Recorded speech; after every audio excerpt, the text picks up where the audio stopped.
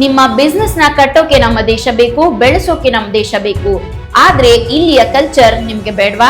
ಹಿಂದೂಸ್ತಾನದಲ್ಲಿ ಹಿಂದೂಗಳ ರೀತಿ ಬದುಕೋಕೆ ಅವಕಾಶ ಇಲ್ಲ ಅಂದ್ಮೇಲೆ ಇನ್ಯಾವ ದೇಶಕ್ಕೆ ಹೋಗಿ ನಾವು ಪೂರ್ಣ ಪ್ರಮಾಣದ ರೈಟ್ಸ್ ನೊಂದಿಗೆ ನಮ್ಮ ರೀತಿ ನೀತಿ ಕಲ್ಚರ್ನ ಫಾಲೋ ಮಾಡಿಕೊಂಡು ಬದುಕೋಕೆ ಸಾಧ್ಯ ಇದೆ ಅನ್ನೋದು ನಿಮಗೇನಾದ್ರೂ ಗೊತ್ತಿದ್ರೆ ಕಾಮೆಂಟ್ ಬಾಕ್ಸ್ ನಲ್ಲಿ ತಿಳಿಸಿ. ವಿಡಿಯೋನ ಮುಂದುವರಿಸೋಕ್ಕೂ ಮೊದಲು ಕೆಲವೊಂದಿಷ್ಟು ಡಾಕ್ಯುಮೆಂಟ್ಸ್ಗಳಿವೆ, ಅದನ್ನ ನೋಡ್ಕೊಂಡು ಬನ್ನಿ. ಇದು ಲೆನ್ಸ್ಕಾರ್ಟ್ನ ಗೈಡ್ಲೈನ್ಸ್, ಅಂದ್ರೆ ಅಲ್ಲಿ ಕೆಲಸ ಮಾಡುವಂತಹ ಎಂಪ್ಲಾಯೀಸ್ಗಳಿಗೆ ಇರಬೇಕಾದಂತಹ ರೀತಿ ನೀತಿ ಅಥವಾ ಅವರು ನಡೆದುಕೊಳ್ಳಬಾರದಂತಹ ರೀತಿ ನೀತಿಗಳ ಬಗ್ಗೆ ಇಲ್ಲಿ ಮೆನ್ಷನ್ ಮಾಡಲಾಗಿದೆ. ಇಲ್ಲಿ ನೀವು ನೋಡ್ಬೋದು, ಮುಸ್ಲಿಂ ಮಹಿಳೆಯರು ಧರಿಸುವಂತಹ ಹಿಜಾಬ್ನ ಬಗ್ಗೆ ತಿಳಿಸಲಾಗಿದೆ. ಅಂದ್ರೆ ಹಿಜಾಬ್ ಇಲ್ಲಿವರೆಗೂ ಇರಬಾರ್ದು, ಕೇವಲ ಇಲ್ಲಿವರೆಗೂ ಮಾತ್ರ ಧರಿಸಬೇಕು ಅಂತ. ಯಾಕಂದ್ರೆ ಲೆನ್ಸ್ಕಾರ್ಟ್ ನ ಲೋಗೋ ಎಲ್ರಿಗೂ ವಿಸಿಬಲ್ ಆಗಿ ಕಾಣ್ಲಿ ಅನ್ನೋದು ಇದರ ಹಿಂದಿನ ಅರ್ಥ. ಗಂಡು ಮಕ್ಕಳು ತಲೆಗೆ ಟರ್ಬನ್ ನ ಹಾಕೊಳ್ಬಹುದು, ಅದು ಕೇವಲ ಬ್ಲಾಕ್ ಕಲರ್ ನದ್ದು ಮಾತ್ರ ಆಗಿರ್ಬೇಕು, ಬೇರೆ ಕಲರ್ ನದ್ದು ಆಗಿರಬಾರದು. ಹಾಗೇನೆ ಹಣೆಗೆ ಬಿಂದಿ ಇಡುವಂತಿಲ್ಲ, ಇದನ್ನ ಕ್ಲಿಯರ್ ಆಗಿ ಮೆನ್ಷನ್ ಮಾಡಿದ್ದಾರೆ. ಹಣೆಗೆ ಹೆಣ್ಣು ಮಕ್ಕಳು ಬಿಂದಿ ಇಡುವಂತಿಲ್ಲ. ಹಾಗೇನೆ ಮುಂದಿನದ ನೋಡಿದ್ರೆ ರಿಲಿಜಿಯಸ್ ರಿಲೇಟೆಡ್ ಫಿಂಗರ್ ರಿಂಗ್ಸ್ ಗಳನ್ನ ಹಾಕೊಳ್ಳುವಂತಿಲ್ಲ. ಅಂದ್ರೆ ನಾವು ಓಂ ಅಂತ ಬರೆದಿರ್ತಾರೆ ಅಥವಾ ಇನ್ನೊಂದು ಯಾವುದೋ ಕಲರ್ಫುಲ್ ರಿಂಗ್ಸ್ ಗಳನ್ನ ನಾವು ಧರಿಸುವಂತಿಲ್ಲ. ಮತ್ತೆ ಈ ಮಣಿಕಟ್ಟಿಗೆ ನಾವು ದಾರವನ್ನ ಹಾಕೊಳ್ಳುವಂತಿಲ್ಲ, ರಿಲಿಜಿಯಸ್ ರಿಲೇಟೆಡ್ ದಾರಗಳನ್ನ ಧರಿಸುವಂತಿಲ್ಲ ಅಂತ ಇಲ್ಲಿ ಕ್ಲಿಯರ್ ಆಗಿ ಮೆನ್ಷನ್ ಮಾಡಿದ್ದಾರೆ. ಕುಂಕುಮ ಹಚ್ಕೊಳ್ಬಹುದು ಅಂತ ಇವರು ಮೆನ್ಷನ್ ಮಾಡಿದ್ದಾರೆ, ಆದ್ರೆ ಅದು ತುಂಬಾನೇ ಮಿನಿಮಲಿಸ್ಟಿಕ್ ಆಗಿ ಇರಬೇಕು. ಅದು ನಾವು ಹಚ್ಕೊಂಡಂಗೆ ನಮಗ್ ಫೀಲ್ ಆಗ್ತಿರ್ಬೇಕು, ಬಟ್ ನೋಡೋರ್ ಕಣ್ಣಿಗೆ ಕಾಣಿಸ್ತಾ ಇರಬಾರ್ದು, ಆ ರೀತಿಯಾಗಿ ಹಚ್ಕೋಬೇಕು ಅಂತ ಇವರು ಮೆನ್ಷನ್ ಮಾಡಿದ್ದಾರೆ. ಟರ್ಬನ್ ಧರಿಸುವಂತವರು ಬ್ಲಾಕ್ ಕಲರ್ ನದು ಮಾತ್ರ ಧರಿಸಬೇಕು ಅಂತ ಕ್ಲಿಯರ್ ಆಗಿ ಮೆನ್ಷನ್ ಮಾಡಿದ್ದಾರೆ. ಹಾಗೇನೆ ಹಿಜಾಬ್ ನ ಕಲರ್ ಕೂಡ ಬ್ಲಾಕ್ ಕಲರ್ ನಲ್ಲಿ ಇರಬೇಕು ಅನ್ನೋದನ್ನು ಇವರು ಮೆನ್ಷನ್ ಮಾಡಿದ್ದಾರೆ. ಜೊತೆಗೆ ಹಿಜಾಬ್ ಧರಿಸುವ ವಿಧಾನದ ವಿಡಿಯೋವನ್ನು ಕೂಡ ಇವರು ಎಲ್ರಿಗೂ ಸರ್ಕ್ಯುಲೇಟ್ ಮಾಡಿದ್ದಾರೆ. ಅಂದ್ರೆ ಇವರು ಹಿಜಾಬ್ ನ ಹೇಗೆ ಧರಿಸೋದು ಅನ್ನೋದನ್ನು ಕೂಡ ನಿಮ್ಗೆ ಹೇಳ್ಕೊಡ್ತಾರೆ. ಈ ವಿಷಯ ಈಗ ಸೋಷಿಯಲ್ ಮೀಡಿಯಾದಲ್ಲಿ ಬಹಳನೇ ವೈರಲ್ ಆಗ್ತಿದೆ. ಇದರಿಂದ ಆಬ್ವಿಯಸ್ಲಿ ಹಿಂದೂಗಳು ಕೋಪಗೊಂಡಿದ್ದಾರೆ.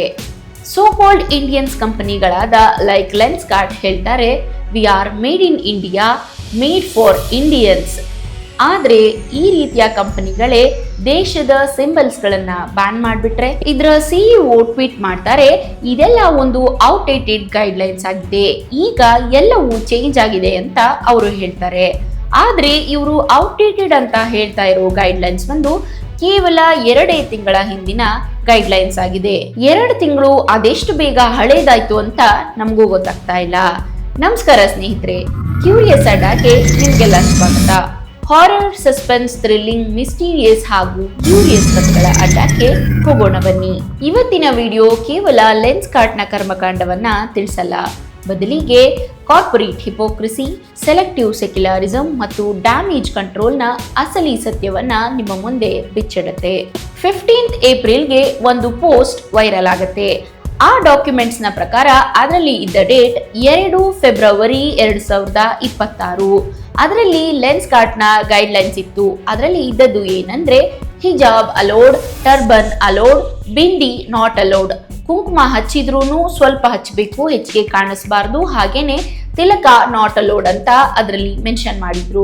ಇದರ ಮೇಲೆ ಬ್ಯಾಕ್ಲಾಶ್ ಆದಾಗ ಈ ಕಂಪನಿಯ ಸಿಇಒ ಮಹೋದಯ ಪಿಯೂಷ್ ಬನ್ಸಾಲ್ ಅವರು ಟ್ವೀಟ್ ಮಾಡ್ತಾರೆ, ಇದೆಲ್ಲ ಒಂದು ಔಟ್ಡೇಟೆಡ್ ಗೈಡ್ಲೈನ್ ಹಾಗೂ ಈಗ ಇರುವಂತಹ ಪಾಲಿಸಿ ಬಂದು ಎಲ್ಲವೂ ಚೇಂಜಸ್ ಆಗಿದೆ, ಅದರಲ್ಲಿ ಹೊಸದನ್ನ ನಾವು ಆಡ್ ಮಾಡಿದೀವಿ ಅಂತ ಅವರು ತಿಳಿಸ್ತಾರೆ. ಅಂಡ್ ಇಲ್ಲಿಂದ ಕತೆ ಇನ್ನಷ್ಟು ಇಂಟ್ರೆಸ್ಟಿಂಗ್ ಆಗತ್ತೆ, ಹಾಗೇನೆ ಸಸ್ಪಿಷಿಯಸ್ ಕೂಡ ಆಗತ್ತೆ. ಟ್ವೀಟ್ ಮಾಡಿದಂತಹ ಸಿಇಒ ಅವರು ಈಗ ಆಲ್ರೆಡಿ ಹಳ್ಳಕ್ಕೆ ಬಿದ್ದಾಗಿದೆ. ಅವರು ಹಳ್ಳದಿಂದ ಹೇಗೆ ಮೇಲ್ ಬರಬೇಕು ಅನ್ನೋದನ್ನ ಯೋಚನೆ ಮಾಡಬೇಕು ಹೊರತು ಅವರು ಇನ್ನಷ್ಟು ಒಳಗಡೆ ಹೋಗೋಕೆ ಪ್ರಯತ್ನ ನಡೆಸ್ತಾ ಇದ್ದಾರೆ. ಫೆಬ್ರವರಿ 2026 ಡಾಕ್ಯುಮೆಂಟ್ಸ್ ಬಂದು ಏಪ್ರಿಲ್ 2026ಕ್ಕೆ ಹೇಗೆ ಹಳೇದಾಯ್ತು ಅಥವಾ ಔಟ್ಡೇಟೆಡ್ ಆಯ್ತು ಅಂತ ನಮಗಂತೂ ಗೊತ್ತಿಲ್ಲ. ಕೇವಲ 2 ತಿಂಗಳ ಹಿಂದಿನ ಸರ್ಕ್ಯುಲರ್ ಅನ್ನ ಇವರು ಔಟ್ಡೇಟೆಡ್ ಅಂತ ಹೇಳ್ತಾ ಇದ್ದಾರೆ. ಯಾವಾಗ ಬ್ಯಾಕ್ಲಾಶಸ್ ಬಂತೋ ಆವಾಗ ನರೇಟಿವ್ನೇ ಬದಲಾಯಿಸಬೇಕಾಯ್ತು. ಸಿಇಒರ ಸ್ಟೇಟ್ಮೆಂಟ್ ನ ಪ್ರಕಾರ ಔಟ್ಡೇಟೆಡ್ ಟ್ರೈನಿಂಗ್ ಡಾಕ್ಯುಮೆಂಟ್ ಆಗಿತ್ತು, HR ಪಾಲಿಸಿ ಆಗಿರ್ಲಿಲ್ಲ. ಸರಿ, ಎಂಪ್ಲಾಯೀಸ್ಗಳಿಗೆ ಟ್ರೈನ್ ಮಾಡಬೇಕಾದ್ರೆ ಬಿಂದಿ ಹಚ್ಕೋಬಾರ್ದು, ಕುಂಕುಮ ಹಚ್ಕೋಬಾರ್ದು, ತಿಲಕ ಇಟ್ಕೊಳ್ಬಾರ್ದು ಅಂತ ಹೇಳಿ ಈಗ ಇವರು ಹೇಳ್ತಾರೆ ಇದು ನಮ್ಮ ಪಾಲಿಸಿ ಅಲ್ಲ ಅಂತ. ಅಂದ್ರೆ ಟ್ರೈನಿಂಗ್ ನಲ್ಲೇ ಬೇರೆ, ಪಬ್ಲಿಕ್ ಸ್ಟೇಟ್ಮೆಂಟೇ ಬೇರೆನಾ? ವಿಷಯ ಇಷ್ಟೇ, ಹಿಜಾಬ್ ಹಾಕೋಬಹುದು, ಬಿಂದಿ ಇಟ್ಕೊಳ್ಳೋ ಹಾಗಿಲ್ಲ, ಕುಂಕುಮ ಇಟ್ಕೊಳ್ಳೋ ಹಾಗಿಲ್ಲ, ಟರ್ಬನ್ ಹಾಕೊಳ್ಬಹುದು. ಇದನ್ನ ಗ್ರೂಮಿಂಗ್ ಪಾಲಿಸಿ ಅನ್ನೋದಿಲ್ಲ, ಬದಲಿಗೆ ಇದನ್ನ ಫಿಲ್ಟರಿಂಗ್ ಪಾಲಿಸಿ ಅಂತಾರೆ. ಸಿಇಒ ರವರು ಹೇಳೋ ಪ್ರಕಾರ ಹಳೆ ಪಾಲಿಸಿ ಇನ್ಅಕ್ಯುರೇಟ್ ಆಗಿತ್ತು, ಹಾಗೇನೆ ಅದನ್ನ ಅವರು ತೆಗ್ದಾಕಿದ್ದಾರೆ. ಈಗ ಹೊಸ ಪಾಲಿಸಿ ಬಂದಿದೆ ಅಂತ ಅವರು ಹೇಳ್ತಾರೆ. ಹಾಗಾದ್ರೆ ಯಾಕೆ ಇನ್ನು ಪಬ್ಲಿಕ್ ಮುಂದೆ ಆ ಹೊಸ ಪಾಲಿಸಿ ಬಂದಿಲ್ಲ? ಸಿಇಒ ಆದವರು ಹೌದು, ನಮ್ಮಿಂದ ಮಿಸ್ಟೇಕ್ ಆಗಿದೆ, ನಾವು ಈಗ ಹಳೆಯ ಗೈಡ್ಲೈನ್ಸ್ ಅನ್ನ ತೆಗೆದು ಹಾಕಿದೀವಿ, ಹೊಸ ಪಾಲಿಸಿನ ಮಾಡಿದ್ದೀವಿ ಅಂತ ಅವರು ಪಬ್ಲಿಕ್ ಮುಂದೆ ಇಡಬೇಕಾಗಿತ್ತು. ಇಷ್ಟೊಂದು ಸ್ಟ್ಯಾಂಡರ್ಡ್ ಇಂಗ್ಲಿಷ್ ನಲ್ಲಿ ಟ್ವೀಟ್ ಮಾಡೋರು ಈ ಹೊಸ ಪಾಲಿಸಿಯನ್ನ ಪಬ್ಲಿಕ್ ಮುಂದೆ ಅಪ್ಡೇಟ್ ಮಾಡಬೇಕಾಗಿತ್ತು. ಈ ಪಾಲಿಸಿ ಮಾಡಿದವ್ರು ಯಾರು? ಏನ್ ಗೈಡ್ಲೈನ್ಸ್ ಕೊಟ್ಟಿದ್ದಾರೆ? ಯಾವ್ಯಾವ ಡೈರೆಕ್ಷನ್ಸ್ ಕೊಟ್ಟಿದ್ದಾರೆ? ಹಾಗೇನೆ ಈ ಗೈಡ್ಲೈನ್ಸ್ ಗಳು ಯಾವಾಗಿಂದ ಜಾರಿಯಲ್ಲಿವೆ? ಟ್ರಸ್ಟ್ ಅನ್ನೋದು ಎವಿಡೆನ್ಸ್ ಮತ್ತು ಪ್ರೂಫ್ ಗಳಿಂದ ಬಿಲ್ಡ್ ಆಗತ್ತೆ. ಇಂಡಿಯಾದಲ್ಲಿ ಬಹಳನೇ ಯೂಸ್ ಮಾಡುವಂತಹ ವರ್ಡ್ ಬಂದು ಸೆಕ್ಯುಲರಿಸಂ. ಇದು ಬಹಳ ಜನರ ಫೇವರೇಟ್ ಅಂತಾನೆ ಹೇಳ್ಬೋದು. ಆದ್ರೆ ಇಲ್ಲಿ ನಡೀತಾ ಇರೋದು ಸೆಲೆಕ್ಟಿವ್ ಸೆಕ್ಯುಲರಿಸಂ. ಒಂದು ರಿಲಿಜಿಯಸ್ ನ ಸಿಂಬಲ್ಸ್ ಗಳಿಗೆ ರೆಸ್ಪೆಕ್ಟ್ ಕೊಡ್ತಿದ್ದಾರೆ, ಹಾಗೇನೆ ಇನ್ನೊಂದು ರಿಲಿಜಿಯಸ್ ಸಿಂಬಲ್ ಗಳಿಗೆ ಅನ್ಪ್ರೊಫೆಷನಲ್ ಅಂತ ಬ್ಯಾನ್ ಮಾಡ್ತಿದ್ದಾರೆ. ಹಾಗೇನೆ ಇದನ್ನ ಅವರು ಜಸ್ಟಿಫೈ ಕೂಡ ಮಾಡ್ಕೊಳ್ತಾ ಇದ್ದಾರೆ. ಗ್ರೂಮಿಂಗ್ ಪಾಲಿಸಿಯ ಹೆಸರಿನಲ್ಲಿ ಇವರೆಲ್ಲ ಏನ್ ಮಾಡ್ತಿದಾರೋ ಅದೊಂದು ಅಸ್ಪಷ್ಟವಾದ ವಿಷಯ.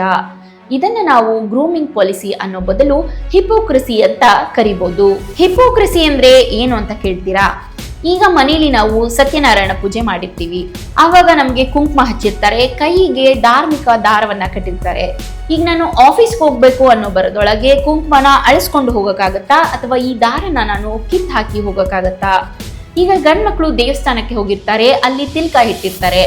ನಾನು ಆಫೀಸ್ಗೆ ಹೋಗ್ಬೇಕಪ್ಪ ಅನ್ನೋ ಬರೋದೊಳಗೆ ಅವರು ತಿಲ್ಕನ ಅಳಿಸ್ಬಿಟ್ಟು ಓಡ್ ಹೋಗಕ್ಕಾಗತ್ತಾ? ಇದು ಕೇವಲ ಲೆನ್ಸ್ ಕಾರ್ಡ್ ನ ಪ್ರಾಬ್ಲಮ್ ಅಲ್ಲ, ಬದಲಿಗೆ ಇದೊಂದು ಕಾರ್ಪೊರೇಟ್ ಪ್ಯಾಟರ್ನ್ ಆಗ್ಬಿಟ್ಟಿದೆ. ನಾವು ಆದಷ್ಟು ವೆಸ್ಟರ್ನೈಸ್ ಆಗೋಕೆ ಟ್ರೈ ಮಾಡ್ತಾ ಇದ್ದೀವಿ. ನಮ್ಮ ದೇಶದ ರೀತಿ ನೀತಿ ಕಲ್ಚರ್ಗಳು ನಿಮಗೆ ಸಮಸ್ಯೆ ಮಾಡ್ತಾ ಇದ್ರೆ ನಮ್ಮ ದೇಶದಲ್ಲಿ ನಿಮ್ಮ ಬಿಸ್ನೆಸ್ ಅನ್ನ ಬೆಳೆಸೋದಾದ್ರೂ ಯಾಕೆ?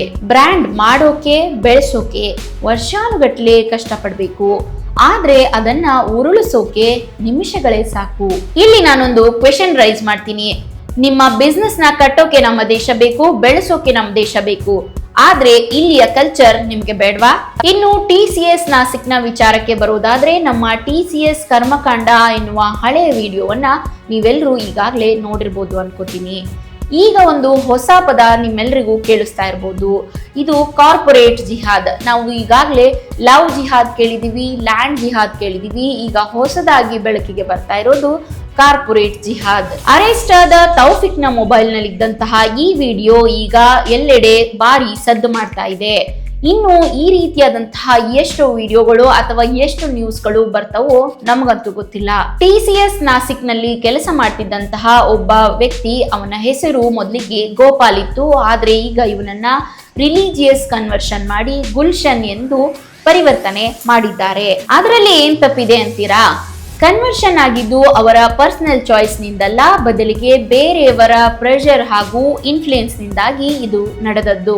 ಈ ವಿಷಯ ಹೊರಗೆ ಹೇಗ್ ಬಂತು ಅಂತ ನಿಮ್ಗೆಲ್ಲ ಅನ್ನಿಸ್ಬೋದು. ಅರೆಸ್ಟ್ ಆದ ತೌಫಿಕ್ ನ ಮೊಬೈಲ್ ನಲ್ಲಿ ಸಿಕ್ಕಂತಹ ವಿಡಿಯೋದಲ್ಲಿ ಗೋಪಾಲಕೃಷ್ಣನಿಗೆ ತೌಫಿಕ್ ಒಂದು ಟೋಪಿಯನ್ನ ಹಾಕ್ತಾ ಇರ್ತಾರೆ. ಆಗ ತೌಫಿಕ್ ನ ಪೊಲೀಸರು ಕೇಳ್ತಾರೆ, ಈ ವ್ಯಕ್ತಿ ಯಾರು ಅಂತ. ತೌಫಿಕ್ ಹೇಳ್ತಾನೆ, ಇವನು ಗೋಪಾಲಕೃಷ್ಣ ಎನ್ನುವವನು ನಮ್ಮ ಆಫೀಸ್ ನಲ್ಲೇ ವರ್ಕ್ ಮಾಡುವಂತಹ ಎಂಪ್ಲಾಯಿ, ಅವನ ಸ್ವ ಇಚ್ಛೆಯಿಂದ ಅವನು ಕನ್ವರ್ಷನ್ ಆಗಿದ್ದಾನೆ ಅಂತ ತೌಫಿಕ್ ಹೇಳ್ತಾನೆ. ಈಗ ಪೊಲೀಸರು ಗೋಪಾಲಕೃಷ್ಣನನ್ನ ಕ್ರಾಸ್ ವೆರಿಫೈ ಮಾಡೋದಕ್ಕೋಸ್ಕರ ಅವನಿದ್ದ ಜಾಗಕ್ಕೆ ಹುಡುಕೊಂಡು ಹೋಗ್ತಾರೆ. ಗೋಪಾಲ್ ರವರ ಒಟ್ಟಿಗೆ ಕೆಲಸ ಮಾಡ್ತಿದ್ದವರು ಬಹಳ ದಿನಗಳಿಂದ ಇನ್ಫ್ಲೂಯೆನ್ಸ್ ಮಾಡ್ತಾ ಇದ್ರು. ಗೋಪಾಲ್ ಕೃಷ್ಣರವರ ತಂದೆಗೆ 2023ರಲ್ಲಿ ಪ್ಯಾರಾಲಿಸಿಸ್ ಆಗಿತ್ತು. ತಂದೆಯ ಅನಾರೋಗ್ಯ, ಮನೆಯ ಜವಾಬ್ದಾರಿ, ದುಡ್ಡು ಸಾಲ್ತಾ ಇರ್ಲಿಲ್ಲ.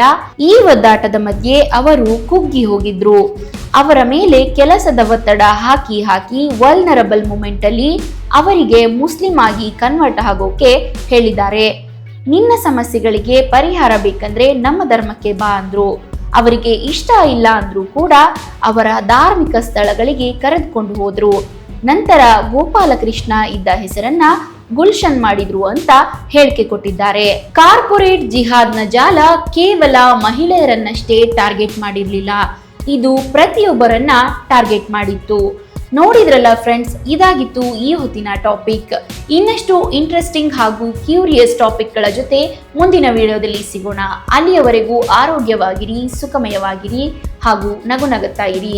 ಈ ವಿಡಿಯೋ ನಿಮಗೆ ಇಷ್ಟ ಆದಲ್ಲಿ ಲೈಕ್ ಹಾಗೂ ಶೇರ್ ಮಾಡೋದನ್ನ ಮರಿಬೇಡಿ. ನಮ್ಮ ಚಾನೆಲ್ನ ಸಬ್ಸ್ಕ್ರೈಬ್ ಮಾಡಿ.